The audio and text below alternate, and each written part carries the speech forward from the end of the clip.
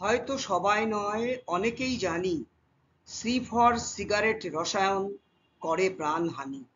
একা সিগারেট নয়, বিড়ি, পান পরাগ, গুটকা, জর্দা, যে কোনো তামাকজাত পদার্থই ক্যান্সারের কারণ।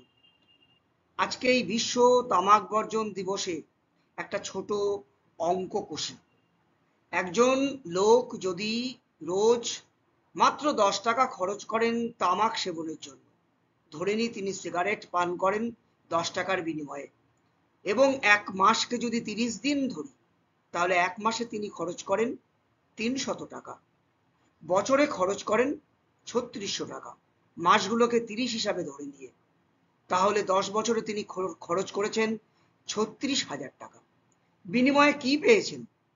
পেয়েছেন ফুসফুসের রোগ, শ্বাসকষ্ট, হয়তোবা ক্যান্সার, এবং তার বাড়ির লোকজনদের, তার বন্ধু বান্ধবদের, তার আশেপাশের লোকজনদের তিনি পরোক্ষ তামাক দূষণের শিকার করেছেন, প্যাসিভ স্মোকার তৈরি করেছেন।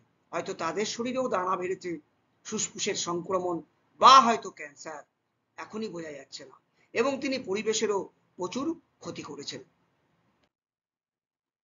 আজ এই 31শে মে আমরা জানতে পারি যে 2023 নভেম্বর মাসের এক তথ্য অনুযায়ী হুর মতে পৃথিবীতে এক বছরে 7 মিলিয়ন বা 70 লক্ষেরও বেশি মানুষ সরাসরি তামাক ব্যবহারের ফলে ও 1.3 মিলিয়ন অধূমপায়ী মানুষ পরোক্ষ তামাক দূষণে মারা গিয়েছে। আর ভারতে এক বছরে প্রায় 1.35 মিলিয়ন মানুষের তামাক সেবনে মৃত্যু হয়েছে। আন্তর্জাতিক শ্রম সংস্থার মতে বিশ্বব্যাপী তামাক শিল্পে প্রায় 100 মিলিয়ন লোক কর্মরত। ভারতে তামাক শিল্পে প্রায় 36 মিলিয়ন লোক কাজ করে। এরাও প্রত্যক্ষ ও পরোক্ষভাবে তামাক দূষণের শিকার। এই তামাক শিল্পের সঙ্গে বহু শিশু এবং মহিলা শ্রমিকও যুক্ত রয়েছে।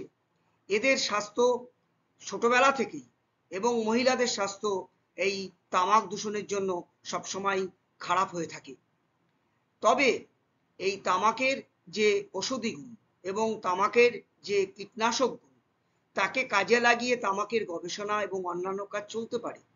কিন্তু নেশার দ্রব্য হিসাবে তামাকের যে ব্যবহার, তা বিশ্বের কাছে এক ত্রাস সঞ্চার করেছে।